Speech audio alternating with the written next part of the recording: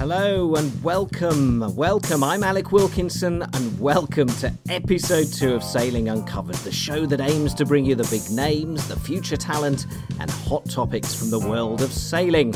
And talking of hot topics and talent, we're just a few days away now from Rio 2016. For the sailors, it is of course the climax of so much training and so much hard work. For the rest of us, well, it's a wonderful fortnight of drinking beer and sitting in front of the telly, isn't it? So, how appropriate that this month's show is our Olympic preview.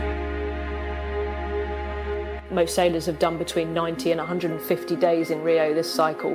The worst thing you can do is worry about being worried. There's absolutely no reason to. That's your body's way of getting you ready for the fight. We just got to be careful. Yes, will there be people who get sick during the games? Most likely. There's a vibrance and an innocence to young Olympic campaigners that I find very refreshing. The conditions within the bay will make the racing a little tricky. There's not going to be, in every class, the favourite isn't going to win. Yes, it's a packed podcast this month. We'll be hearing from the Canadian and British sailing camps on just how good they actually think they are, who their new stars will be, and one thing that they all agree on, the magic cure for Rio's fetid water. We also talk to Olympic legend, big fanfare for him, please, Iain Percy, who has some crucial advice for all the sailors competing in Rio this year. But first, a man who in his day could have challenged all of them, if only he could have been bothered. Sailing journalist and Olympic expert, Andy Rice. Thank you so much for that intro. And so, I am thrilled to be in Rio with you, Alec. I can't wait. I've always loved the Olympic Games, so yes, I'd rather be sailing, but talking about other people doing it is the next best thing. It is indeed. So, Rio 2016, your hopes and fears. Well, Alec, my great hope is that the Olympic sailing will be one of the showcase sports at these Olympic Games.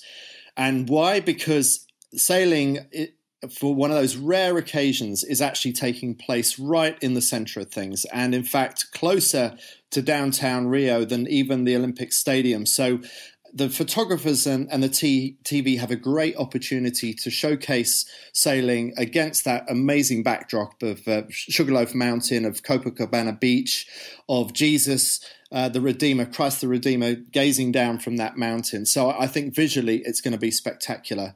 The downside that has been so well documented, I hope it's going to be a storm in a teacup, is just how bad the water quality is, both in terms of its bacterial quality and what it can do to a sailor's innards, but also what they run into on the racecourse. Plastic bags, logs, of both kinds, and worse. So those are the hopes and fears. But overall, I remain really optimistic.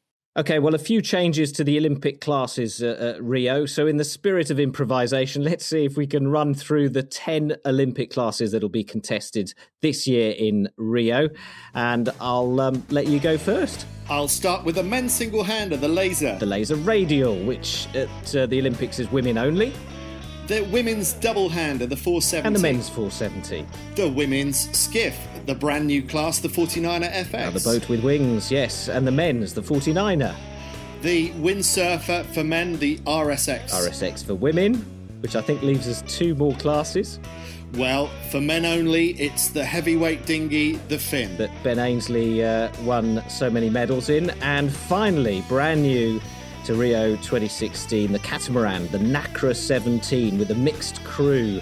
But go on, out of all those classes then, pick one that you think everyone should tune in to watch and why.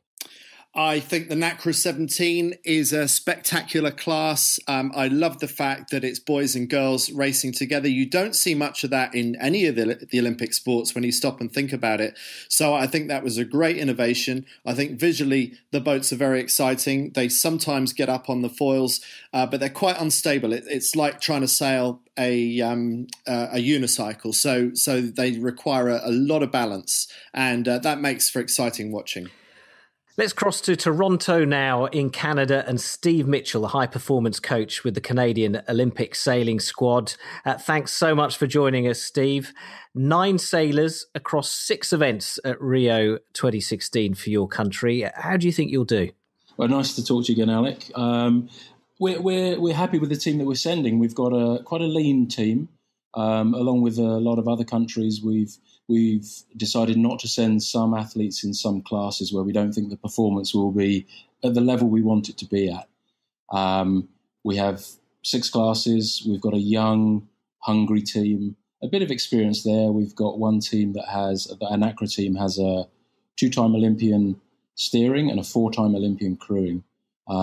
Everybody else this is their first Olympics. So we're looking forward to it, and everybody's very excited, as you can imagine. So by not providing sailors in every one of the classes, is that helping those who are going? What's the thinking behind it? It's tricky. The main problem we have with the Olympics is the amount of accreditation we're allowed. So that basically means how many coaches you're allowed to have in the venue and on the water.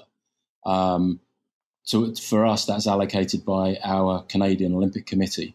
And we have, at the moment, 4 coaching passes, essentially. So to try and cover all 10 classes with 4 coaches becomes very hard to do. Rio is a big venue.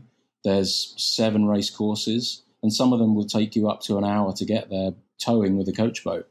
So having, all the classes there for us, we don't have the manpower to cover them. And that doesn't give our sailors the best chance to succeed when they are there. So yes, it does help the people who are going, that the team is leaner and potentially more efficient. So who are the names for us to look out for? Well, I work directly with the laser class. So Lee Parkhill is our selected sailor there. He's from Toronto. He was 5th in the test event last year. And he won a bronze medal at the Pan Am Games last year, which is... a lot of people in Europe won't have heard of it, but it's basically North America and South America. It's their kind of continental Olympics. Robert Scheidt won the silver medal, and Juan Magali from Guatemala won the gold medal. So it was a very competitive fleet. And he just came 4th at the World Cup event in Weymouth. So the conditions are very similar to what he's grown up in Toronto. Kind of very fluffy winds, a bit of current, flattish water within the bay. So it really suits his technique and his talent. So touch wood, the conditions are actually like that at the Games, and he'll be a name to look out for.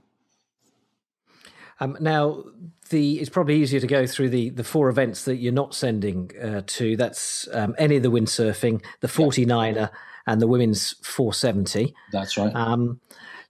In those other classes that are going, do you fancy anyone else's chances of a medal? Yeah, I think, as with any Olympics, anybody can win a medal, right? You just have to have that dream week that everybody hopes for. We've got people for sure who can put themselves in a medal race. And then once you're in a medal race, that's where you have to hope everything falls correctly for you to actually turn that into a medal. The NACRA class, we're reasonably strong. We have Luke Ramsey, who was a previous world youth champion in the laser. He's teamed up with Nicola Gerke, who's a 4-time Olympian in 470s and windsurfing. And they've become quite a strong force now in the NACRA 17. They were top 10 at the last World Cup in Weymouth, and I think they were leading after the first or second day.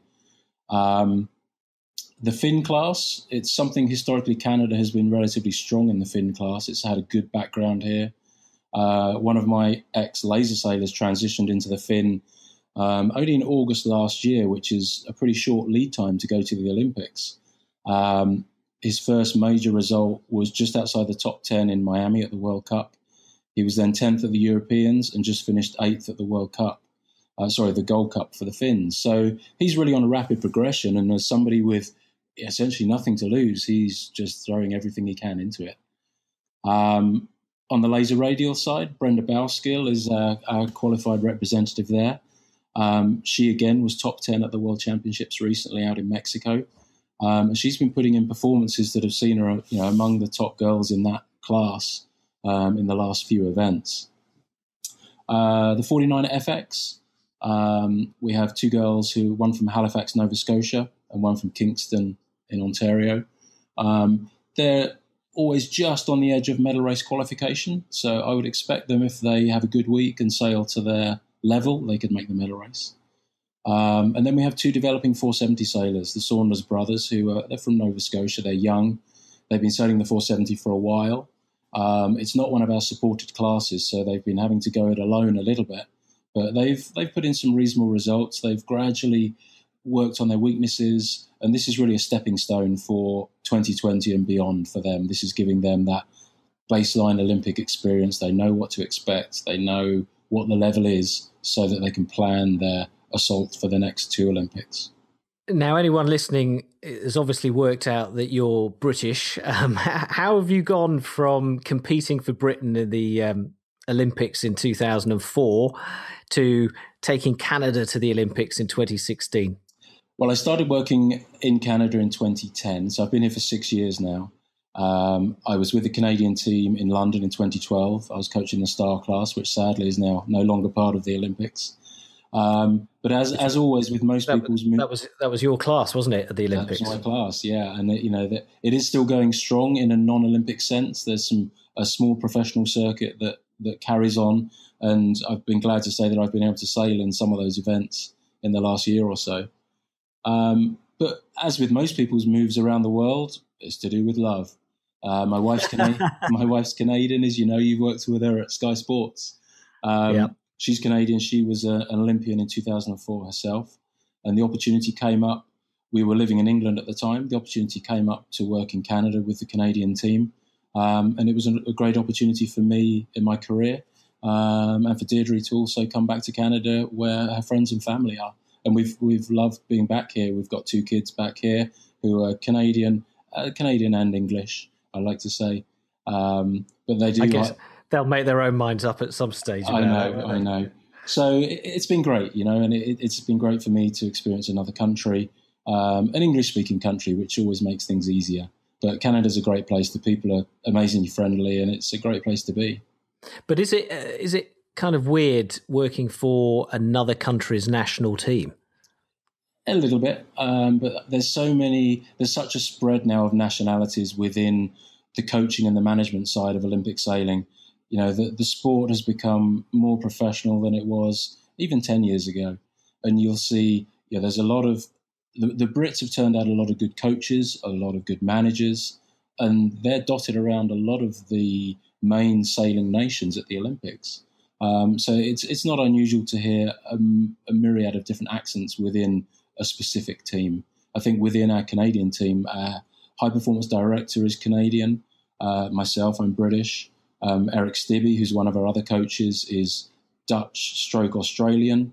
And then we have two other Canadian coaches with us. So, there's a breakdown within our team of, different nationalities. And I think it's great. You get different ideas from different systems, and you try and meld them all together into, one performance package. And I'm thinking of the weather conditions in Canada. When you think of them, you always think of extremes.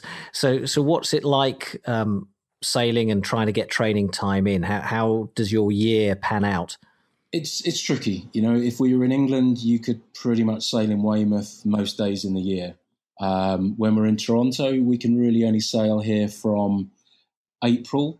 The lake temperature is about 4 or 5 degrees centigrade, so it's pretty cold, through to the end of October.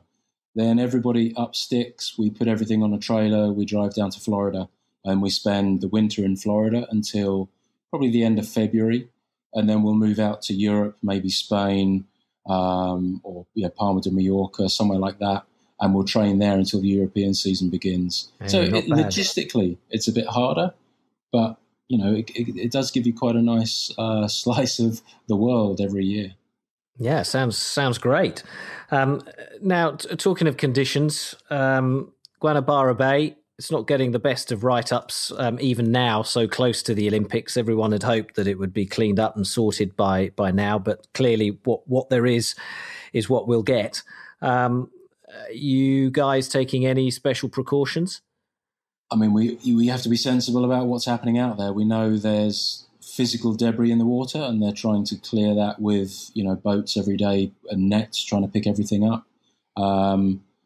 There's there's dirt in the water. You don't know what's in the water really. But as you say, it is what it is. They're not going to move the venue. The sailing's not going to go anywhere else. The races are still going to happen on the same days they say they're going to happen.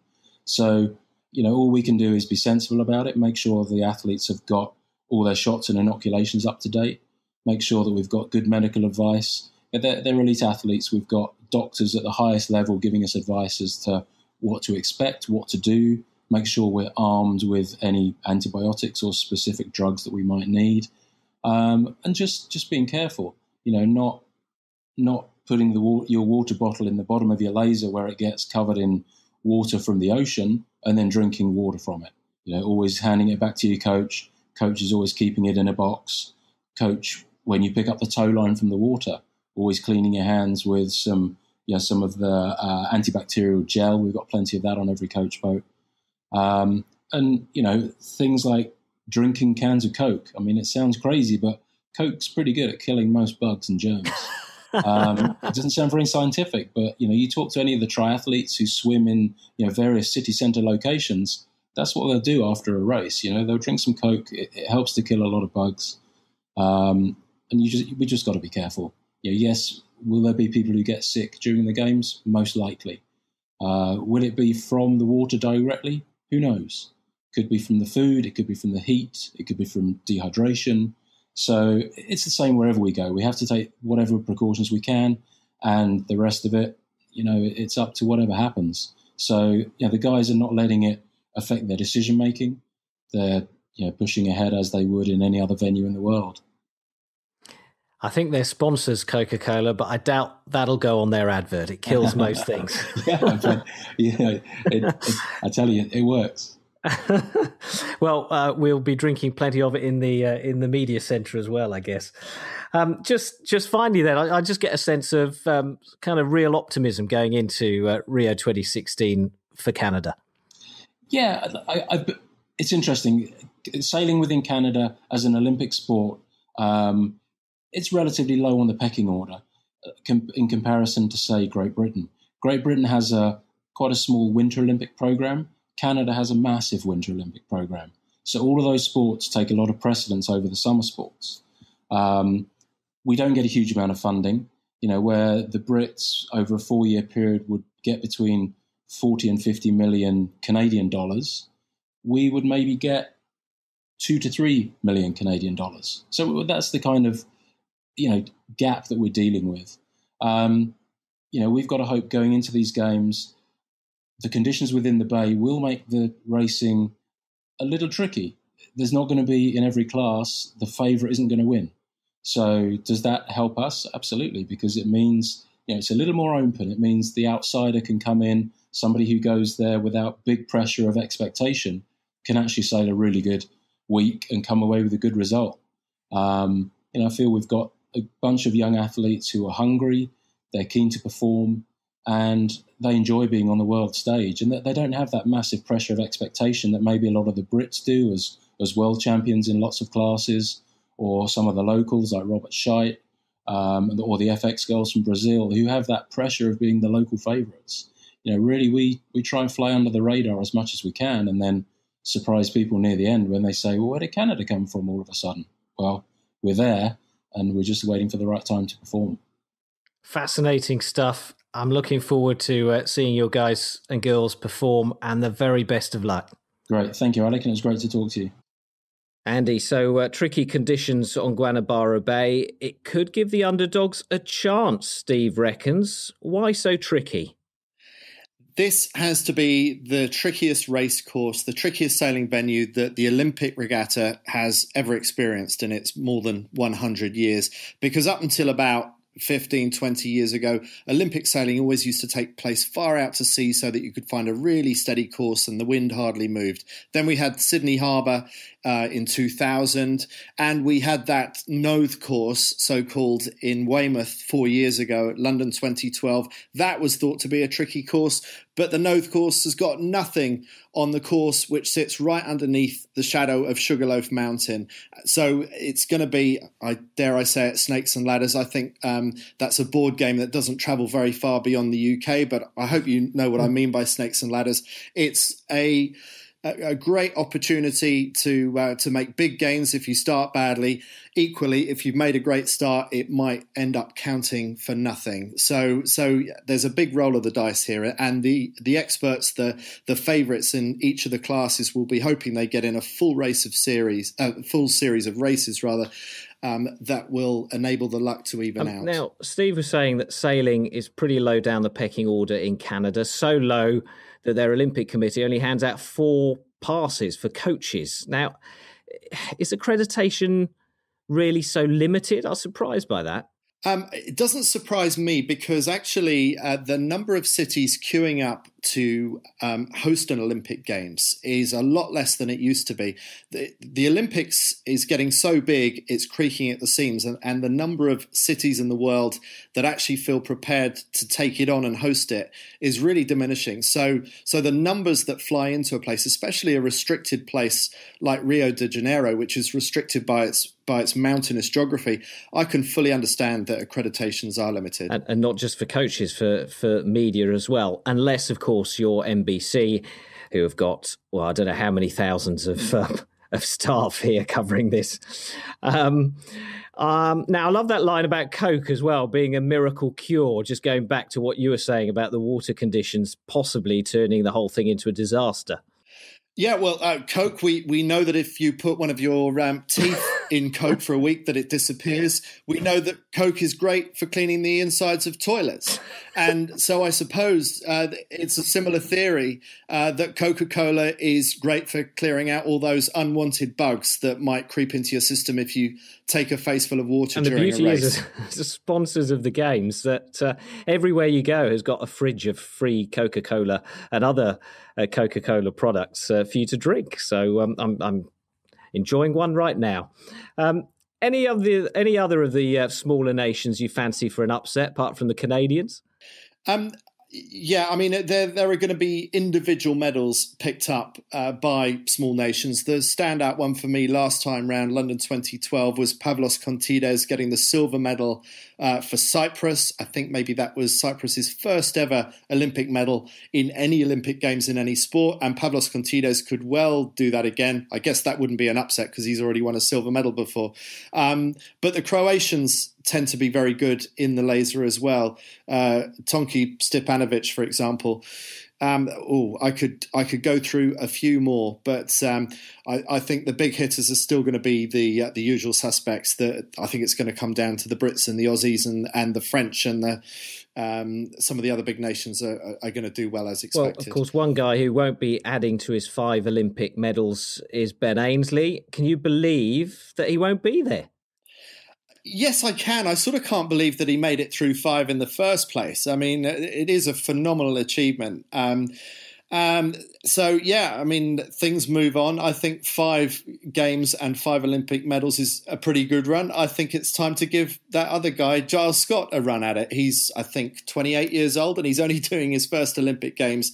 And he is every much a favourite to win the gold medal in the Finn, as was Ben Ainslie. And if Giles Scott does do it, it means that GBR, Great Britain, would have won the Olympic gold medal in the Finn going all the way back to when Iain Percy won it in Sydney 2000.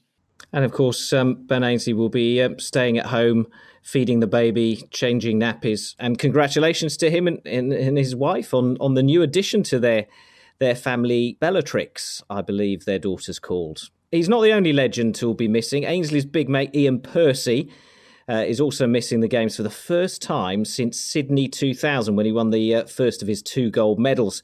He's now team manager and tactician for America's Cup team Artemis, and I caught up with him at the World Series event in Portsmouth. Iain, first time in 16 years that you won't be going to the Olympics. Does that feel strange? I've been so busy at the moment. The kind of fact the Olympics is a few weeks away has somewhat passed me by, but I must admit we're at the Sail for Gold ball, which is a traditional British team send-off with Ben and a couple of the other old Shirley, the other old hats, for want of another word, and that was a strange feeling. You know, we were welcoming them onto the stage as observers to wish them luck, and it was like, oh, no, this is the other way around. But look, there's a point where you have to accept that you wouldn't have done well if you had gone. So that's fine. I think that, they're going to do well. The British team, I have every confidence in them. It has been a big change in era, though. When you think myself, Ben, and Bart have been involved in the Olympic team really straight out of our youth, so 20 odd years we've been kind of a big part of that team. So there's been a change, but I think the younger people have stepped up and they'll do just fine. Now, earlier on the show, we heard from your old Olympic sailing partner, Steve Mitchell, who's still very much involved in the Olympic sailing programme with Canada. Is there a part of you that misses that whole Olympic circuit, that wishes you could go back to doing that? Yeah, I do. I do really enjoy it. I think particularly the technical boats, the Star and the Finn, I enjoyed a lot because you were basically running your mini America's Cup team, developing equipment, testing, and but without the hundreds of people that come along with it, which is fun and great camaraderie, but is a lot of work and pressure for myself running an America's Cup team. So I like that. I also like the purity of the competition. There's also 1,000 people at every event you get to, so you catch up with a load of old faces, and there's a vibrance and an innocence to young Olympic campaigners that I find very refreshing. I guess you'll be supporting your America's Cup teammates with Artemis, Nathan Outridge, who'll be flying the flag for Australia in the 49ers. But who do you tip as an emerging talent in Rio? Yeah, I think Nathan and Ian Jensen are coming in form exactly the right time. We haven't given them a whole lot of leverage to get out and train in their 49er, and as a result, Pete Burling and Blair Tuke have kind of dominated for the last 4 years. But then just last week in the South American Championships, Nathan and Ian beat Pete and won that championship. But maybe I also noticed, in talking about young talent, there was a couple of guys from Poland, Lucas and Paul, who also beat Peter Burling and Blair Tuke. If you think about those guys, they've been unbeaten in 4 years, and we're talking about two completely unknown, certainly to me at this point, Polish 49er sailors. So that shows real talent. We consider these Nathan and Pete the future of high performance sailing, but there's some people coming from maybe unexpected countries out there with a whole heap of talent. And finally, just a few days out from the start of Rio, how will those sailors be feeling? Because you've been through it so many times, and what's your tip to them? Well, they'll be feeling incredibly nervous, and they'll be having butterflies. And I say it to anyone who's going to the Olympic Games: do not fight those nerves. Accept that you will be nervous. Accept you will have butterflies. You'll struggle to sleep in a way you've never struggled to sleep before. But embrace it and realise that it will help your performance, not hurt it. The worst thing you can do is worry about being worried. There's absolutely no reason to. That's your body's way of getting you ready for the fight. Well, there you go. Wise words from a man who would know. And I wonder if there won't be a pang of nostalgia for him when he actually sits down and watches the action on TV, Andy. Yeah, you would have thought so. Iain Percy was always such a passionate competitor at the Olympic Games, and has that extra poignancy of the gold and silver medal at the last two Olympics that he won with his late great friend Andrew Bart Simpson. So yeah, I'm sure Iain, part of him wishes that he was there, but I'm sure he's going to be wishing his GBR compatriots all the best. By the way, I should say that Iain will come on the show again next month to talk about Bart's Bash and his old friend Andrew Simpson and the charity that he set up in Simpson's memory. We'll bring you a full preview of Bart's Bash, which is a massive global sailing regatta. Anyone can take part, even beginners. We'll tell you, just loads of information on how to enter, where to sail, where all the money goes from the event. So that'll be episode 3 of Sailing Uncovered, which will be out in late August, early September. So keep an ear and an eye out for that. Now, the most successful Olympic sailing nation is Great Britain, who boasts 25 gold medals since the start of the modern Olympics. So who will be adding to that total this time around for them? And who better to tell us than the squad's communications manager, Lindsey Bell, who lives and breathes the team. So, runners and riders, Lindsey, who should we look out for? So the team is in a really good place, actually. We've got fantastic sailors and proven performers in every one of the 10 Olympic classes and the 3 Paralympic classes, of course. And we're really hopeful that the guys will be able to show the business in Rio. So 15 athletes in all across the 10 Olympic classes. So for the fans who maybe can't, watch absolutely everything, who should they tune in to see in action? Well, of course, I'll say everybody, really. But, I suppose the name that most people will have heard from his performances in recent years will be Giles Scott in the Finn class. He's obviously looking to continue a fine British tradition in that class, following on from Iain Percy winning gold in Sydney 2000 and obviously Sir Ben Ainsley in recent years. Giles has had a fantastic cycle. Really an unbeaten for a large portion of that cycle, and only managed to let that slip in April following a little bit of equipment problems. But he really is the guy to watch and the guy to beat in the Finn class at the moment. 4-time world champion there. So he'll be looking to finish that cycle off with a gold medal in Rio. And the 470 boys, obviously a story there, unfortunately, with Luke Patient's former partner, Elliot Willis, who's fighting cancer at the moment. Do you have an update, by the way, on how he is? We saw Elliot only last week, actually. He came along to the team send-off at the Sail for Gold Ball with his wife. He was looking really well, in great spirits, and his treatment's ongoing. It's having positive effects, but obviously a long way to go yet. But we wish him all the best, and it was great to see him there supporting the team, and I know we'll be thinking of him this summer. We certainly will. So good luck to him. Now, Chris Grube has taken Elliot Willis's place. So how is Luke and Chris? How are they measuring up? They've obviously had a really short campaign, having sort of only got into the boat together at the back end of 2015 following Elliot's diagnosis. But I suppose on their side is the fact that they used to sail together in the 470 up until 2009 in their sort of early days in the boat. So they're good friends. They know each other well. Building that relationship is quite such an important thing in a double-handed boat. So they can fast track some of that to a certain extent. And they've made great progress in the time they've had with their coaching team as well.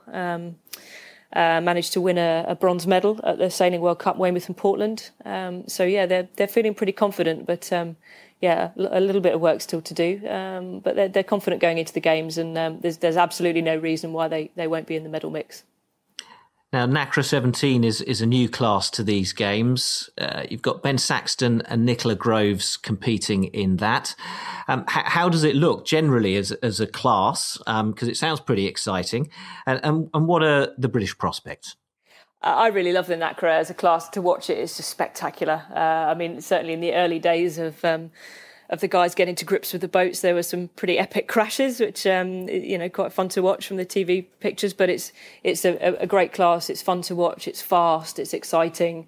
It's one of the only mixed events across the whole of the Olympic programme of any sport, actually. So it's quite interesting from that perspective of how the dynamic of the male and female balance works, and whether you have a male helm or a female helm. That's a bit of a mixture across all the different countries. People have different combinations, and there's nothing yet that's sort of proven that you have to have a male helm or a female helm to make it work better. For us, we've got Ben Saxton and Nicola Groves, who are the current European champions. They won the Sailing World Cup, Weymouth and Portland, which was a fantastic result for them. So they'll be going into the games, really knowing that they can beat the best of the world on their day. So they're pretty excited about the whole Olympic experience. Nicola was smiling broadly when we picked up our Olympic kit the other day. So she's looking forward to her first games. It'll be a big challenge for sure. There's some tough competitors in there, not least Billy Besson and Marie Roux from France, who are the 4-time world champions. They're the only pair to win a world championship in this cycle, which is obviously the first one for the boat. So definitely some ones to watch there. But again, no reason why Ben and Nicola can't count themselves among the main players. Another medal for Bryony Shaw in the windsurf? Bryony has had a fantastic cycle, fantastic last couple of years in particular. She's on good form and confident. She's obviously had a disappointment in the run-up to London, where some illness sort of early on in 2012 really impacted on her fitness and her ability to prepare in the way she would have wanted to. But she's definitely going all out for those podium spots in Rio, and having had that disappointment in London, I've no doubt that she's got the bit between her teeth and will be pushing very, very, very hard. Now, obviously, everyone in the squad are well established. They've worked their way up, through the ranks to be there. But who are the young guns that we should be watching, and the stars, the real big stars of the future? Yeah, I mean, we've spoken about Ben and Nicola. Obviously, they're among that number. This is the first Olympic Games for both of them. They're both in their mid-20s, so got a potentially a long career ahead of them if they want to. We've got Charlotte Dobson and Sophie Ainsworth in the 49er FX, also going to their first games, and a new class for them as well, which they're loving. Dylan Fletcher and Alan Syne, first Olympic Games for them as well in the 49er class. They've been sailing together for a long time. It's been a long journey for those boys, 10 years together in the 49er, but finally made it to their first Olympics, and I know they'll be trying to make it count as well. So we've got a real mix of talent. We've got we've got Olympic medalists, the likes of Hannah Mills and Saskia Clark, Luke Patient, long time campaigners such as Giles and Nick Thompson, who are really at the top of their game right now. Nick, of course, having won back-to-back laser world titles over the past couple of years. Alison Young's popped out as the laser radial world champion this year. Fantastic result for her. So with some really experienced campaigners, we've got some young talents as well, and it's a great mix, I think, for our team. So that brings us nicely to the next obvious question, which is, what are the targets? What will you, as a team, be leaving Rio? What would you like to be leaving Rio with as far as medal numbers and colours are concerned? We have a target that we really want to be the top Olympic sailing nation again. In terms of medal numbers for London, that was us. The colours were such that Australia pipped us in the overall official medal table. Although we won more medals than the Australians, they got more golds than we did. So we really want to be at the top of that medal table again. Rio is an incredibly challenging venue, as I'm sure any sailor would tell you. It's really quite hard topography in terms of the land and how the wind interacts with the land and the tidal conditions.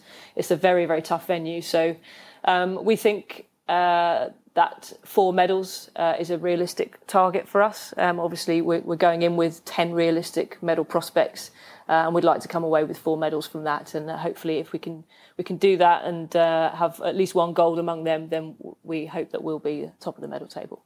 Now, a little bit earlier, we were talking to Steve Mitchell with the Canadian sailing team, and he was talking about the huge difference in funding for sailing in a country like Canada and a country like Britain, where I think it's £24 million is invested into our Olympic programme, which is considerably more than some of those other nations.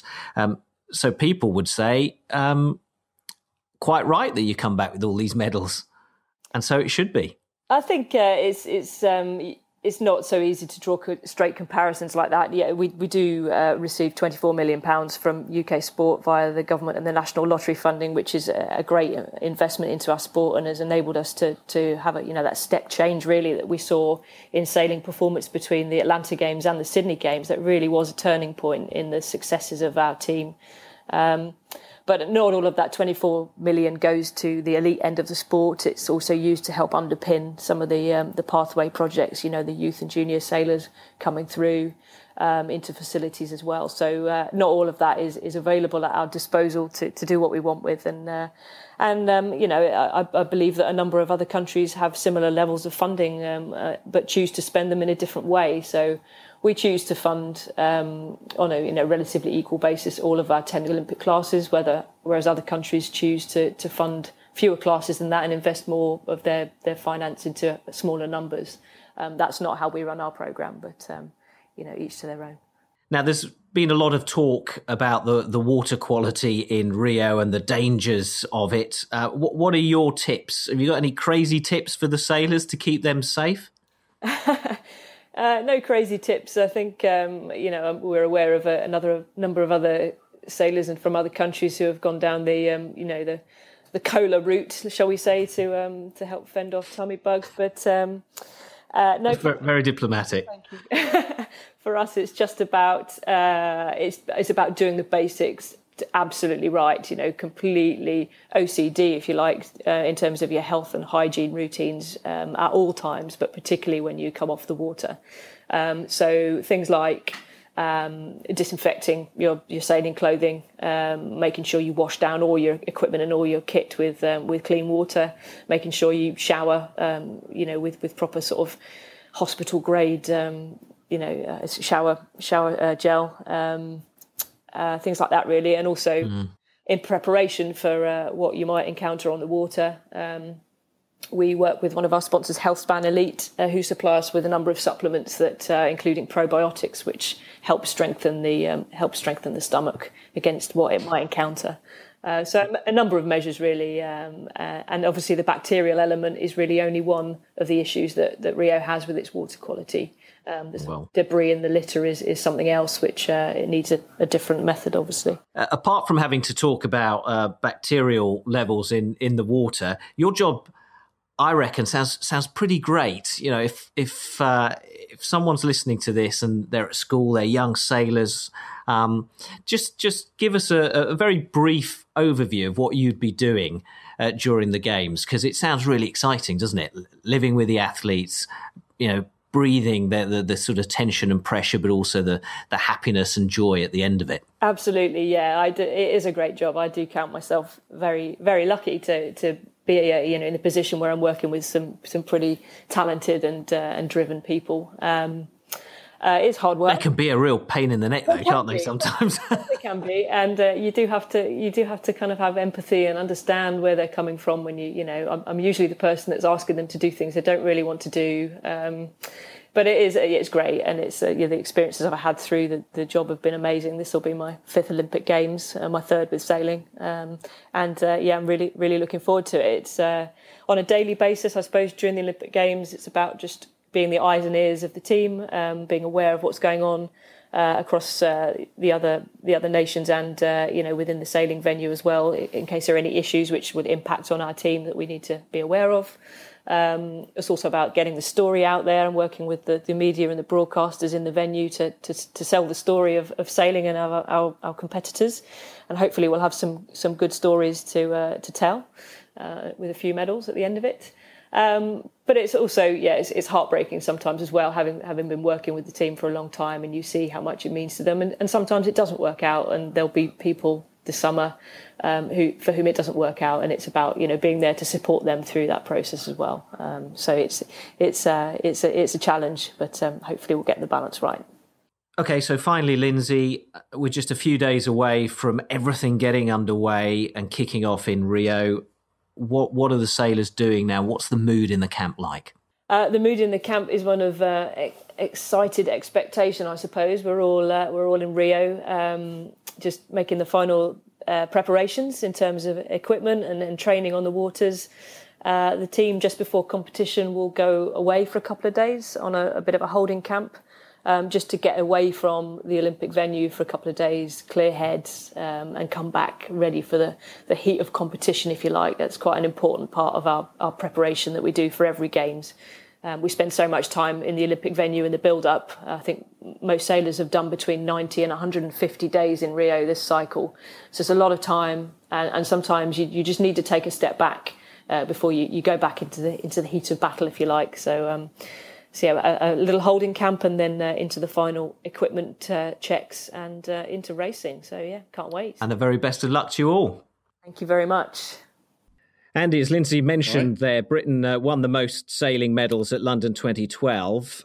But just to clarify, Australia won 3 golds and Spain 2, compared to Britain's solitary gold, which meant that GBR finished in 3rd overall, but with 5 medals. So can they finish top this time? Yes, I think they can. I mean, they were really unlucky that they failed to convert more than just one of those medals into a gold in London 2012. It so easily could have been more than that. And I think they have the form to go and do it this time round again. I may not have felt that up until a few months ago, but the fact is GBR is sending the reigning world champion in all three of the single-handed classes. We've got Nick Thompson in the laser, Giles Scott in the fin, and Alison Young in the laser radial, and that's unprecedented. And so right there in those three classes, we've got some great opportunities, and we've got pretty good opportunities in a number of other classes. And I think it's pretty hard for any other nation to match that strength in depth. You think that Lindsey's being a bit cautious when she talks about being happy with one gold medal? You'd expect more. I would expect more, but I can understand them wanting to hedge their bets. I mean, especially coming back to what we were talking about earlier, and this being such a random venue. I mean, there are some absolute shoo-ins for the gold medal, like Giles Scott in the fin, like the Kiwis, Pete Burling and Blair Tuke in the 49er, virtually unbeaten over the last 4 years in either of those classes, and yet Sugarloaf Mountain breathing down your neck. Anything can happen. You mentioned on these random Kiwis. Race courses. What about the Aussies? Iain Percy a little bit earlier on mentioned Nathan Outridge. Are the Aussies strong again this time round? Yes, they certainly are. Nathan Outridge and Ian Jensen, they haven't been able to take a race or a championship off the Kiwis, their training partners, since London 2012, when the Aussies got gold and the Kiwis got silver. Those roles have been reversed ever since then, up until a couple of weeks ago when Nathan and Ian Jensen, the Aussies, actually won the South American Championship. So that's the first time they've beaten the Kiwis, and for them that must be a really symbolic moment for them. So they must feel that at last maybe they're getting back into the Kiwis. So there they have a chance. They've got Tom Burton in the laser. They got Jake Lilly in the fin. They've got Jason Waterhouse and Lisa Darmanin in the NACRA, who's the bookies' favourites. Sort of surprises me the bookies are putting them ahead of the French. There's probably a few others besides that. Of course, Yes. Matthew Belcher and Will Ryan in the 470 men, absolute standout favourites there as well. With the Croatians. I mentioned the Croatians earlier. And Simo Fantella and Igor Marinic are also doing really well in the 470 and starting to beat those Aussies. I think, on a in regular conclusion, basis. at the end of this show, we can say that we are genuinely excited about what is going to unfold on the waters of Rio. I'm always excited. I think for the neutrals, it's exciting because there's going to be such a random element on the race course. I think it's a little bit scarier for the favourites because this is a hard place to go to as a favourite and to come out with the gold medal that your nation expects you to win. Andy, we're out of time. It's been a real pleasure. Thanks for the knowledge and the insight as always. No problem. Alec, you could get me talking on this all day, and I will be talking about this an awful lot during the Olympic Games, and I can't wait. Great. Well, thanks for listening. Thanks for tuning in and downloading the podcast. Do please tell your friends. Follow us on Twitter. We are at Sailing Show, or just search for Sailing Uncovered. Follow us, tweet us, tell your friends, and let us know as well on Twitter what you think of the podcast. And if you download it from podbean.com, you'll be able to leave your comments as well. And if you follow us, you'll get notified when the new episode is out. But for now, from me, Alec Wilkinson, and Andy Rice, and all the guests on Sailing Uncovered, it's a big thank you for listening. Enjoy the Olympics and Rio 2016, and we'll see you again soon. Bye-bye.